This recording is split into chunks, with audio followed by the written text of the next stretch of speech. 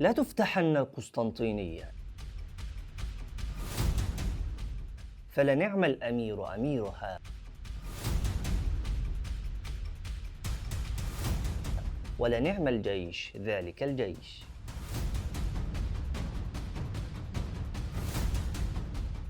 دي بشارة نبوية سعى كتير لتحقيقها من الصحابة والتابعين. حرب استمرت أكتر من 7 قرون ونص، ابتدت من غزوة مؤتة، والنهاردة هنعرف إزاي انتهت.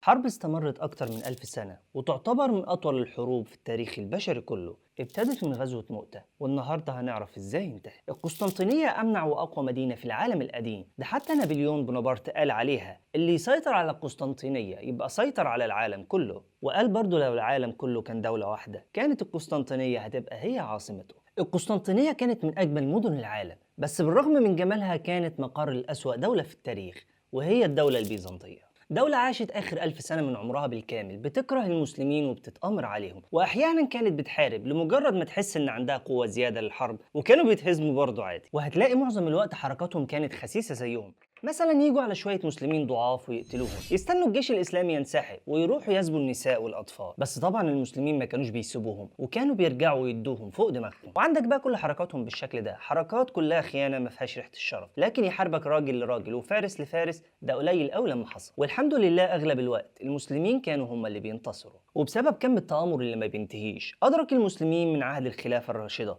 إن القسطنطينية لازم تتفتح. وفضلوا يحاولوا من أيام الخليفة معاوية بن أبي سفيان، واللي بعت أول جيش في محاولة منه لفتح القسطنطينية. الجيش كان عدده أكتر من 120 ألف مقاتل بقيادة ابنه يزيد ابن معاوية، وكان في الجيش كتير جدا من الصحابة وأولادهم، وعلى رأسهم كان أبو أيوب الأنصاري رضي الله عنه، اللي استقبل الرسول عليه الصلاة والسلام في بيته في أول ليلة ليه في المدينة بعد ما هاجر من مكة. لكن محاولة فتح القسطنطينية تفشل، ويستشهد أبو أيوب الأنصاري رضي الله عنه ويدفن عند أسوار القسطنطينية. فيحاول المسلمين مرة تانية في عهد سليمان بن عبد الملك، والمرة دي الحصار كان رهيب، وكانت القسطنطينية على وشك السقوط. لكن بسبب الشتاء وقوة أسوار المدينة يفشل الحصار للأسف. واضطر الخليفة عمر بن عبد العزيز اللي استلم الخلافة بعد سليمان بن عبد الملك إنه يفك الحصار، وأمر المسلمين بالانسحاب عشان يحافظ على أرواح المسلمين. لكن الحصارين يفشلوا بسبب أمرين، الأول إن ربنا ما أذنش بفتحها، والتاني هو سلاح خطير جدا عند البيزنطيين، حاجة كده من اللي بيتقال عليها من المحرمات دوليا،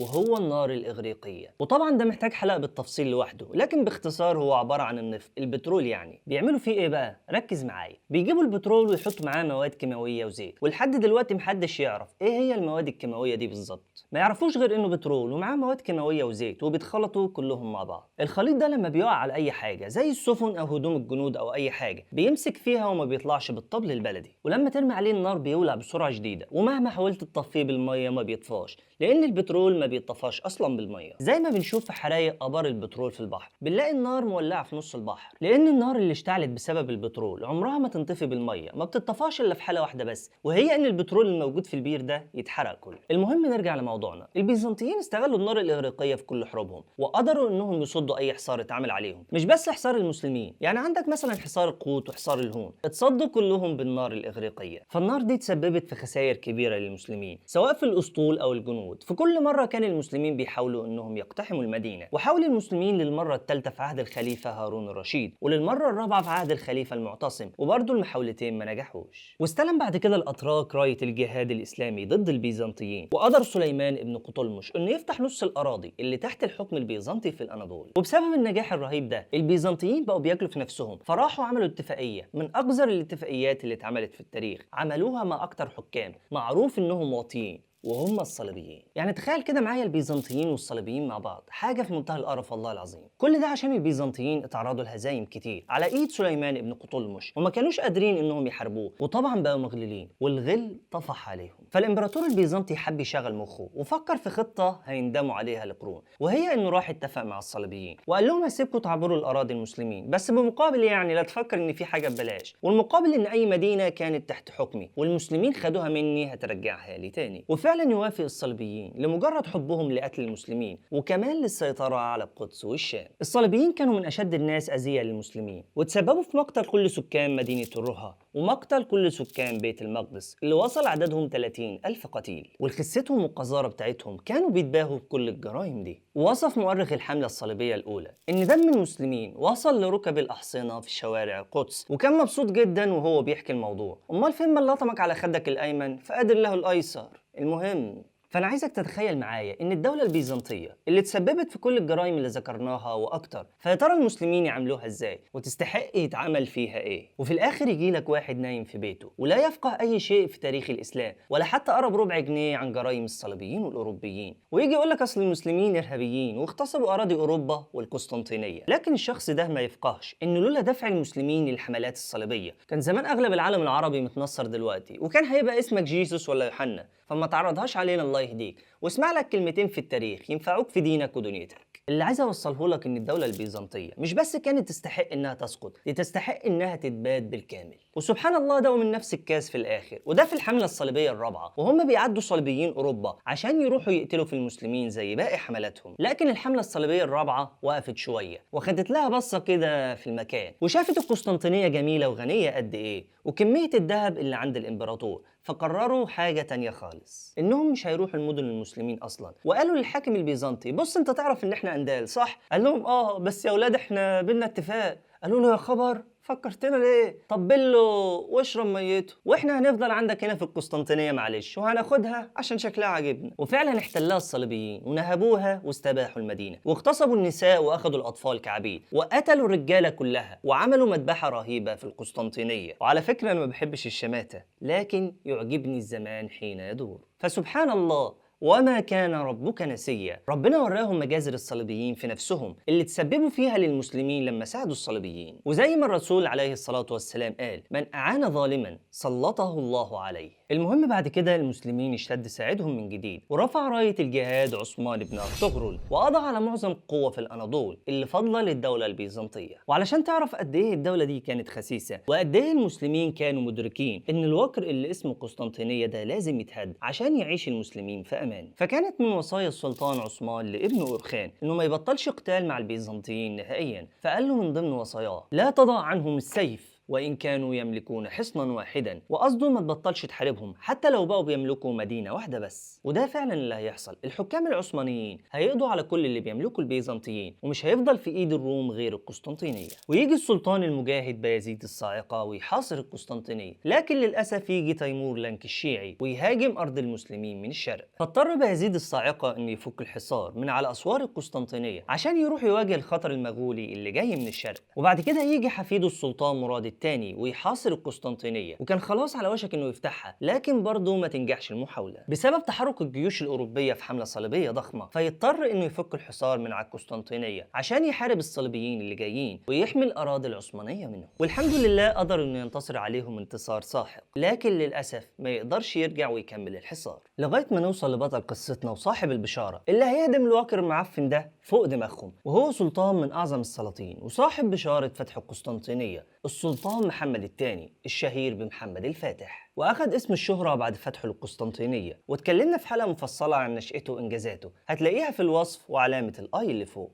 احنا مهما اتكلمنا عن براعته وذكائه مش هنقدر نوفيه حقه. محمد الفاتح قدر في السنتين بس انه يحاصر القسطنطينية بالكامل ومنع عنها اي شكل من اشكال المساعدات، بعد ما بنى حصن من اقوى الحصون في العالم وقتها وهو حصن روميلي حصار. الحصن ده السلطان محمد هو اللي صممه بنفسه واتبنى في 3 شهور بس، وقدر في خلال سنتين بس انه يضاعف القوة الضاربة للجيش العثماني من 100,000 مقاتل ل 260,000 مقاتل. حابب اوضح لك حاجة مهمة عن معنى القوة الضاربة العثمانية. القوة الضاربة هو الجيش اللي بيتحرك لمواجهة الأعداء واللي بيشارك في المعارك، بس بيبقى فيه جيش تاني عند الدولة وبيكون على شكل قوات احتياطية وحاميات عشان تحمي المدن. الإمبراطورية العثمانية في الوقت ده كانت القوة الضاربة للجيش بتاعها 100,000 مقاتل، ده معناه إن في على الأقل 150,000 مقاتل تانيين كجيش احتياطي وحاميات للمدن بيتقسموا على كل مدن الإمبراطورية العثمانية. يعني على سبيل المثال لو بورصة فيها حامية 10,000 مقاتل، السلطان لما بيتحرك لقتال عدو بياخد 5,000 مقاتل ويسيب 5,000 كحامية للمدينة. غير كده مدام هيحارب في الغرب بيسيب حاميات الشرق كاملة ما بيسحبش منها أي جندي احتياط، يعني لو حصل هجوم من الفرس أو غيرهم. ولو بيحارب في الشرق بيسيب حاميات الغرب كاملة ما بيسحبش منها أي حاجة تحسبا لهجوم الأوروبيين. فالسلطان محمد عمل طريقة جديدة جدا لتعبئة الجيش بشكل مختلف، وهي إنه عمل جيش كامل وقوة ضربة موجودة في العاصمة دايما عشان تتحرك للمعارك بمنتهى السرعة، وما يستناش يجمع نص الحامية بتاعت كل مدينة وبعد كده يجي أجزاء بسيطة من الحاميات المختلفة تحرس العاصمة بعد الجيش الرئيسي ما يتحرك للقتال، وبيحل مكانها أجزاء من جنود الحاميات اللي اتكلمنا عليها من شوية. التنظيم الجديد ده خلى الجيش العثماني عنده قوة رهيبة في الهجوم المفاجئ أو صد الهجمات المفاجئة لأي عدو، فكانت براعة وتفكير متطورة جدا من محمد الفاتح. وهديك مثال بسيط عشان أوضح لك أهميتها. مثلا لو قلنا إن مدينة اسكودار فيها 5,000 مقاتل كحامية، وبورصة فيها 10,000 مقاتل كحامية، وأزمير فيها 10,000 مقاتل كحامية، هنلاقي العاصمة وكانت أديرنا في الوقت ده فيها 100,000 مقاتل كحامية، لكن دول مش مجرد حامية، دول هم قوة ضربة للجيش العثماني. يعني أول ما هيتحرك الجيش العثماني المعركة، ال100,000 دول هيتحركوا على طول، وهيتحرك وراهم نص حاميات المدن المحيطة ليها. ولو أنا ههاجم في الشرق، ال100,000 اللي تحت إيدي هيتحركوا على طول، وورا منهم نص حاميات المدن الموجودة في الشرق. فكانت دي التقسيمة العسكرية للجيش العثماني، وبالطريقة دي قدر السلطان محمد الفاتح إنه يوفر عدد مهول من الجنود في كل معركة، وفي نفس الوقت يسيب حاميات قوية في كل المدن. وبسبب الطريقة دي في التعبئة كان الجيش العثماني أسرع في التحرك من كل جيوش العالم في الوقت ده. تاني حاجة كانت سلاح المدفعية العثماني اللي كان أقوى سلاح مدفعية في العالم كله. وتعاقد السلطان محمد الفاتح مع مهندس مجري اسمه أوربان، واللي كان من أبرع المهندسين في صناعة المدافع، فاداله السلطان محمد أجر كبير ووفر له كل اللي هو محتاجه عشان يصنع له أكبر مدفع شافته البشرية وقتها، وسماه المدفع السلطاني. المدفع ده كان بيحتاج 100 طور عشان يشدوه، ووزنه كان مئات الأطنان. انت متخيل ان طلقة المدفع لوحدها كان وزنها أكتر من طن ونص، لدرجة ان المؤرخين بيصنفوه على انه أول سلاح دمار شامل في التاريخ. وبسبب ان القسطنطينية كانت شبه جزيرة متحصنة بالمية من 3 جهات وبالأسوار العالية، كان لازم يكون في أسطول بحري قوي يحاصر القسطنطينية من الجهات البحرية. فجهز السلطان أسطول عدده 150 سفينة، لكن الدولة العثمانية في الوقت ده ما كانتش قوية كفاية في البحر، وما بقتش الدولة العثمانية قوة عالمية بحرية غير في عهد الأدميرال خير الدين بربروس في زمن السلطان سليمان القانوني. وبدأ تحرك الجيش العثماني الضخم ده بقيادة محمد الفاتح في اتجاه القسطنطينية، ووصل للمدينة في 1453 ميلاديا يوم 5 إبريل، ولكن ضرب عليها الحصار الفعلي يوم 6 إبريل. وهنا محتاجين نتكلم شوية عن المهمة اللي بيشوفها كل المؤرخين إنها شبه مستحيلة. عايزك تتخيل معايا شكل تحصين المدينة. التحصينات كانت عبارة عن 3 أسوار ورا بعضهم، بيوصل ارتفاع السور الواحد 30 متر، وبين كل سور والتاني كان فيه خندق مليان بالمية، وبيربطوا كل سور بالتاني من خلال كوبري، وبيرفعوا الكوبري ده أو يفجروه في حالة لو فيه حصار. الأسوار دي كانت مدعمة ومسنودة من جوه بالرمل والحصى، بحيث لما يتحدف عليها القذائف ما تنهارش، حاجة كده زي المتاريس الحديثة، لأن الرملة كانت بتمتص الصدمات وارتداد الانفجار. وفوق كل التحصينات الضخمة في الأسوار والدفاعات المتقدمة جدا في تحصين القسطنطينية، كان في أكتر من 20,000 مقاتل بيدافعوا عن المدينة، لكن معظمهم كانوا من الصليبيين الكاثوليك اللي سكان المدينة كانوا رافضين وجودهم أصلا. لكن الإمبراطور وقتها وهو قسطنطين الحادي عشر اضطر إنه يطلب مساعدة الصليبيين الكاثوليك، لأن قواته من البيزنطيين الأرثوذكس كانت اتبادت تقريبا من الحرب مع العثمانيين. وطبعا مقابل المساعدات دي قدم فروض الولاء والطاعة لبابا الكاثوليك، ووصل كره أهل القسطنطينية للجنود الكاثوليك لدرجة إن نورس رئيس وزراء الإمبراطور قال إن الأحسن ليه يشوف العمامة التركية جوه القسطنطينية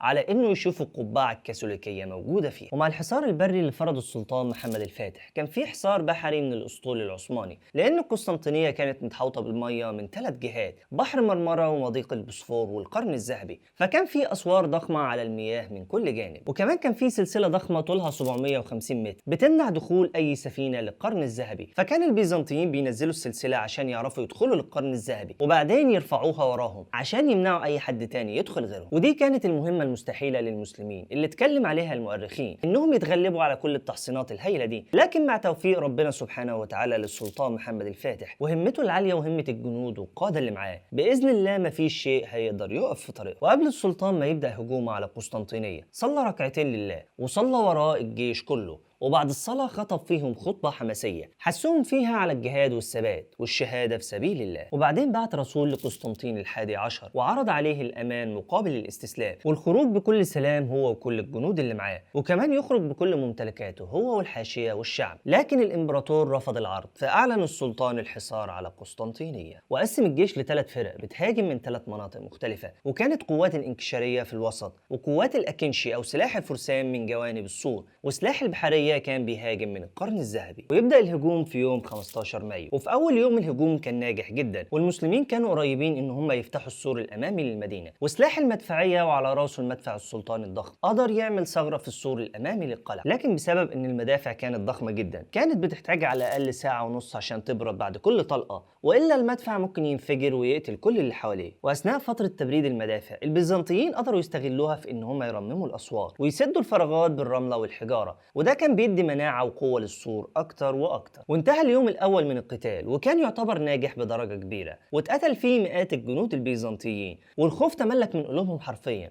لدرجة إن الإمبراطور أصدر مرسوم إن اللي هيتمسك وهو بيهرب من المعركة هيتعدم هو وأسرته بالكامل. لما فشل الهجوم بتاع اليوم الأول الرهيب ده في اختراق الأسوار وفتح المدينة، بدأ السلطان محمد الفاتح يفكر في خطط مختلفة للهجوم وعمل ثغرات جديدة ومختلفة في السور. فبدأ يرسل الأبراج الخشبية، ودي كانت أبراج بتتحرك ببطء شديد وفي نفس الوقت متغطية بجلد مبلول بالمية عشان لو اتحدف عليها سهم ناري يتطفى، وتكون بمثابة كوبري عالي بارتفاع الأسوار عشان الجنود تقدر تخش منها للمدينة ويحل صعوبة اختراق السور من الأسفل. لكن للأسف النار الإغريقية اللي اتكلمنا عليها ما كانش بيقف قدامها أي حاجة، فتتحرق الأبراج كلها ويفشل الهجوم. العثمانيين وقتها ابتكروا فكرة جديدة وهي القلاع المتحركة، ودي كانت عبارة عن برج ولكن أكبر بكتير في الحجم وبتتكون من 3 أدوار، وكان من الصعب حرقها أو التعامل معاها، لكن للأسف الهجوم بتاعها يفشل والنار الإغريقية تنجح في حرقها. ومع كل ده همة السلطان ما وقفتش لحظة، وبدأ يفكر في خطط جديدة ومبتكرة لأنه كان رجل هندسي من الطراز الأول، فدايما كانت أفكاره جديدة ومختلفة. طبعا أثناء كل المحاولات اللي فاتت كانت المدافع بتدك أسوار المدينة باستمرار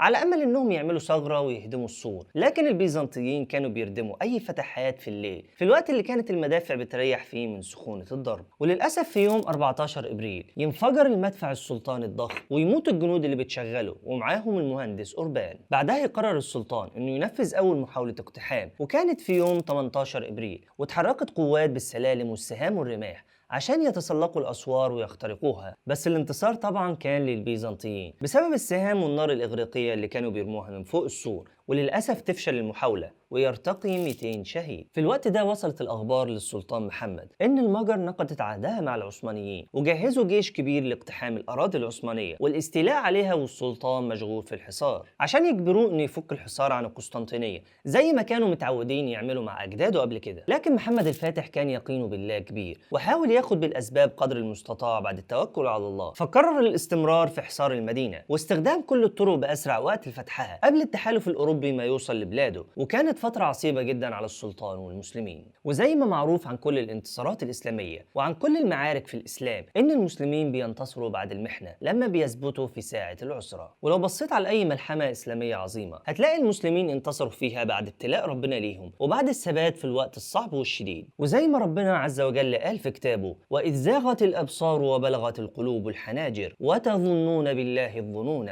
هنالك ابتلي المؤمنون وزلزلوا زلزالا شديدا. لما القلوب تصل للحناجر ويفقد المسلمين كل أسباب النصر، هنا بتحصل المعجزة ويتنزل فرج الله بالفتح المبين عشان يتيقن الجميع إن النصر من الله وحده، مش بالأسلحة ولا بالعدد ولا بالخطط. فلم تقتلوهم ولكن الله قتلهم وما رميت إذ رميت ولكن الله رمى وليبلي المؤمنين منه بلاء حسنا إن الله سميع عليم. ولو بصينا على ملحمة القادسية هنلاقي بعد ثبات المسلمين في محنة الأفيال ربنا نصرهم، وفي ملحمة اليرموك بعد ثبات كتيبة الموت واللي استشهد أغلبها وعلى رأسهم عكرمة رضي الله الله عنه ربنا فتح على المسلمين بالنصر المبين، وبعد الثبات في المحنة تيجي المنحة ويتنزل نصر الله على عباده المؤمنين. وكانت محنة الجيش العثماني في حصار القسطنطينية بتتمثل في أسوارها العالية والقوية والنار الإغريقية اللي بتحميها، والحلف الأوروبي اللي كان بيتحرك لأراضي المسلمين، وأخطرهم كان تحصين البحر الشديد. بعد ما حاول المسلمين أكتر من مرة إنهم يدمروا السلسلة الحديدية ويخترقوها، لكن كل محاولاتهم فشلت للأسف، لحد ما نوصل ليوم 20 إبريل. اليوم ده مدينة جنوة بعتت 5 سفن ضخمة محملة بالجنود والمؤن للقسطنطينية، وكان بيقود السفن واحد من أشهر القادة الكاثوليك وهو يوحنا جوستنياني. وهنا يأمر السلطان محمد الفاتح قائد الأسطول البحري سليمان باشا أغلو بإنه يدمر السفن قبل ما تعدي السلسلة الحديدية مهما كان الثمن، حتى لو كان الثمن ده هو حياته. وقال له جملة مشهورة: إما أن تأتيني بهذه السفن وإلا لا ترجع لي حيا. وينطلق أسطول المسلمين بسرعة شديدة، وكان عدده أكثر من 150 سفينة، ويحاصر ال5 سفن الجنوية. وكانت معركة بحرية طاحنة بسبب قوة السفن الجنوية وخبرات الطاقم بتاعها. الطاقم ده كان بيحارب في البحر قبل ما يتأسس الأسطول العثماني أصلا. وللأسف قدرت سفن جنوة إنها تخترق الحصار العثماني وتدمر 7 سفن وتبحر في القرن الذهبي. في الوقت ده كان السلطان محمد واقف على شاطئ البحر بيصرخ في جنود البحرية عشان يحسهم على الثبات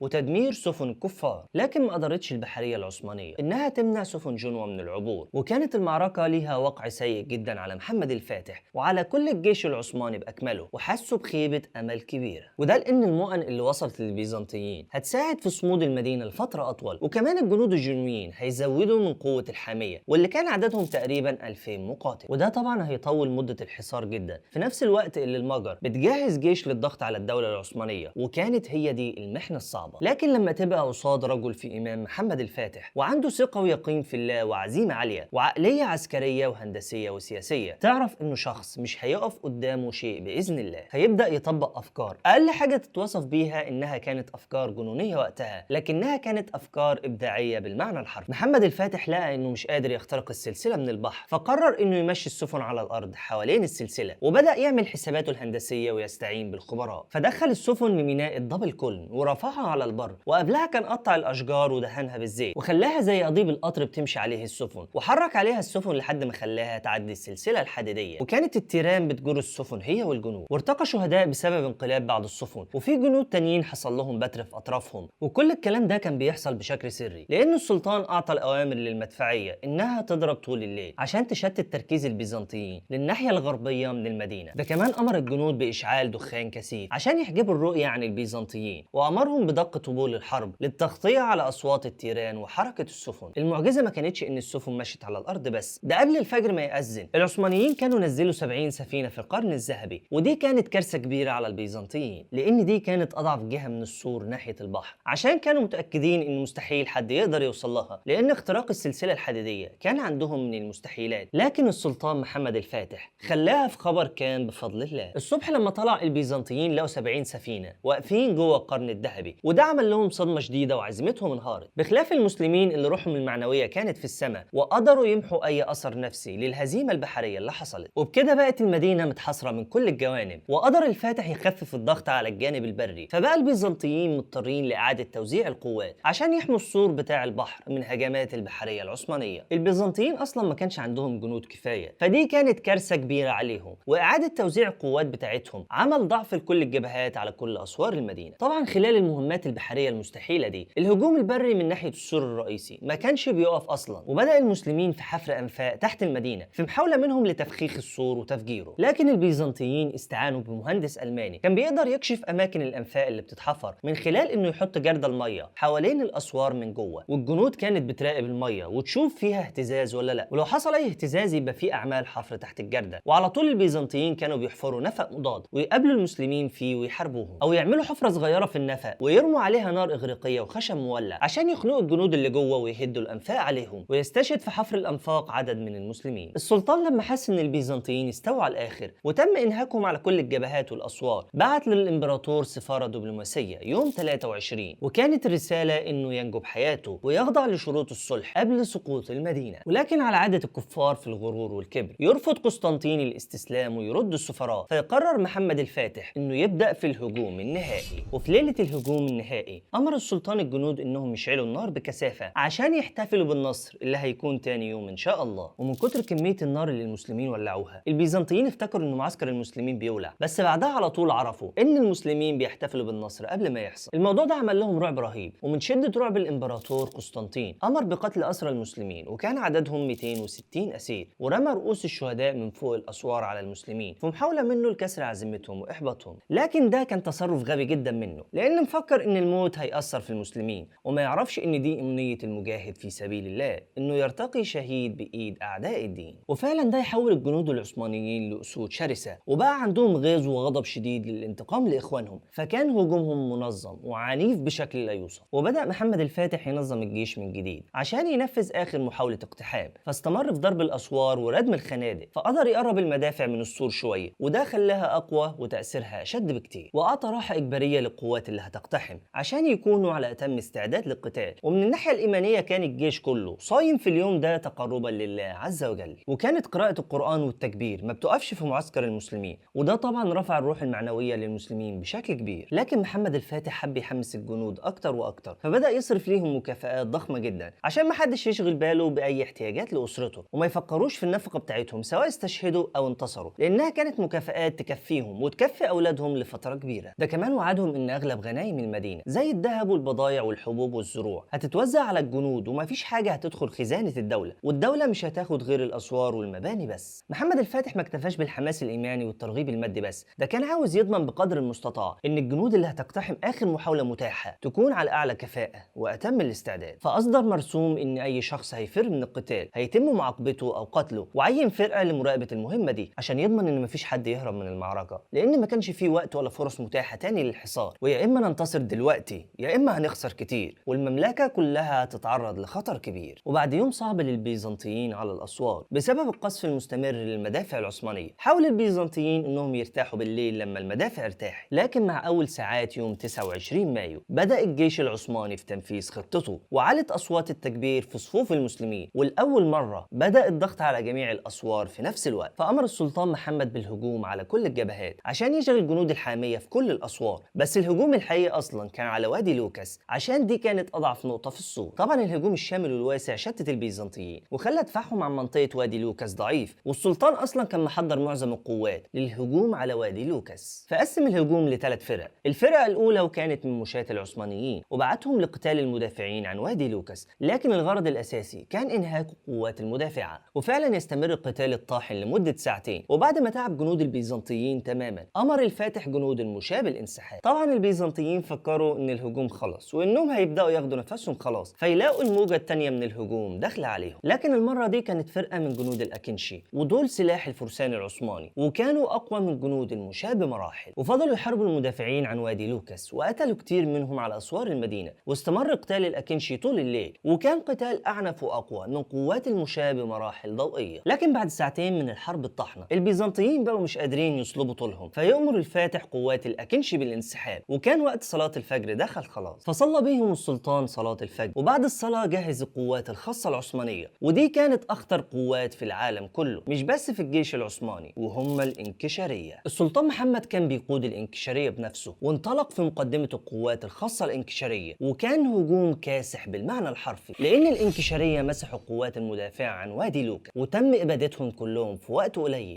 وأصبح وادي لوكاس بدون أي حماية. وزي ما وصف لنا الأمير دوكاس اللي كان مؤرخ الإمبراطورية البيزنطية وقتها، إن تم قتل كامل الحامية في وادي لوكاس، وده اللي أدى لسقوط المدينة. ووصف السلطان محمد الفاتح بأنه أعظم من الإسكندر الأكبر لقوته وبراعته التخطيطية والعسكرية. المهم بعد القضاء على حامية وادي لوكاس اتحرك ضابط عثماني اسمه حسن الألوبطلي مع سرية من 30 جندي تقريبا، واكتشفوا فتحة صغيرة في أكبر برج في السور، وقدروا يخترقوها ودخلوا للبرج، وعلى طول خلصوا على كل الجنود في البرج ورفعوا راية الإسلام خفاقة عليه. وبعد رفع العلم على أعلى برج في المدينة دي كانت إشارة لسقوط القسطنطينية، لكن السهام تنهال على حسن الألبطلي وفرقته، ويرتقي شهيد هو و18 جندي من رجاله. المسلمين لما شافوا الراية مرفوعة قالوا سقطت المدينة كلها، وعلت أصوات التكبير على الأسوار، وانطلقوا بكل قوتهم في اتجاه فتحات الأسوار. ومع شدة القتال والدفاع عن فتحات الأسوار يتسابق قائد جوستنياني بطلقة ويقول لجنوده يشيلوه ويحطوه على السفن ويهربوا كلهم بره القسطنطينية باتجاه جنوة. وقتها ينتشر خبر مقتل الإمبراطور قسطنطين بين الجنود البيزنطيين في المدينة، فيقرروا إنهم يرموا سلاحهم ويسيبوا المعركة، ومنهم اللي استسلم ومنهم اللي هرب واستخبى، وتتفتح كل أبواب القسطنطينية وتحصل هزيمة كاملة. ودخل السلطان محمد الفاتح القسطنطينية على ظهر حصان الأبيض في يوم 21 جماد الأولى 857 هجريا الموافق 29 مايو 1453 ميلادية. والرعب كان مسيطر على كل سكان المدينة، وكانوا مستنيين دخول السلطان اللي هيذبح الكل ومش هيسيب حد عايش على وش القسطنطينية عشان ينتقم من ظلم البيزنطيين للمسلمين لأكثر من 1000 سنة من المجازر الدموية اللي تسببت في وفاة أكثر من 200 ألف مسلم على مدار الحروب الصليبية على الشرق. البيزنطيين ما تسببوش في مجازر للمسلمين بس، دول كانوا بيتابعوا أي أخبار حرب للمسلمين ويشجعوا أعدائهم على عمل مذابح فيهم. يعني مثلا بعتوا للمغول وشجعوهم إنهم يعملوا مذابح في المسلمين، ومن كتر ما هم بيكرهوا المسلمين الإمبراطور البيزنطي بعت لحاكم المغول وعرض عليه يجوزوا بنته على شرط إنه يكمل قتل في المسلمين، فكان حقد وغل للإسلام وأهله بشكل لا يوصف. فطبيعي كان الجزاء العادل للدولة دي إن شعبها يتقتل كله بالمثل. ده غير طبعا إن السلطان محمد الفاتح دخل للمدينة بحد السيف مش بالصلح، وده معناه إن كامل الشعب عبيد عنده، وكل حاجة في الدولة دي ملك محمد الفاتح، ومحدش يقدر يقول إن ده مش من حقه، لأن دي كانت قوانين العصر ده، إن أنا لو دخلت المدينة بحد السيف فكل حاجة في المدينة دي هتكون ملكي. ومع ذلك عاملهم السلطان محمد الفاتح بأخلاق الإسلام مش بأخلاقهم القذرة، فأمنهم على أرواحهم وكنايسهم وطلب منهم الرجوع لبيوتهم من غير أي خوف، وشال من عليهم التحكم الكاثوليكي اللي كان طابع على أنفسهم، لدرجة إن بابا الأرثوذكس لما لقى كم الحرية الضخم اللي بقى بيتمتع بيه تحت حكم المسلمين قال: وحق الرب إن كل ما نملك من ذهب لو طلبه السلطان محمد لأعطيته إياه. ده كمان السلطان ساب لهم أملاكهم بالكامل وساب لهم كنايسهم كلها تحت تصرفهم، وطبعا ما أخدش غير أكبر كنيسة اللي هي آيا صوفيا وحولها لمسجد، لأنها ما كانتش مجرد كنيسة عادية، دي كانت رمز للقوة والسلطة في القسطنطينية، وهي أصلا من حقه لأن المدينة كلها أصبحت ملكه. ويحول الفاتح عاصمة السلطنة العثمانية من مدينة أدرنا للقسطنطينية، وغير اسم مدينة القسطنطينية لإسلامبول واللي كان معناها مدينة الإسلام، وللأسف اتحرفت بعد كده وبقى اسمها اسطنبول. فرحم الله السلطان محمد الفاتح الغازي صاحب بشارة فتح القسطنطينية، واللي يعتبر واحد من أعظم قادة المسلمين، بل واحد من أعظم قادة البشر في التاريخ. وهنكمل في الحلقات الجاية كل فتوحات السلطان محمد الفاتح لأوروبا لحد ما وصل لإيطاليا وكان على وشك إنه يفتحها. كل ده وأكتر هنعرفه إن شاء الله مع بعض. ما تنساش تبص على المصادر ونعمل لايك للفيديو ونشترك في القناة، ولو احنا على الفيس نعمل لايك ونشير الفيديو.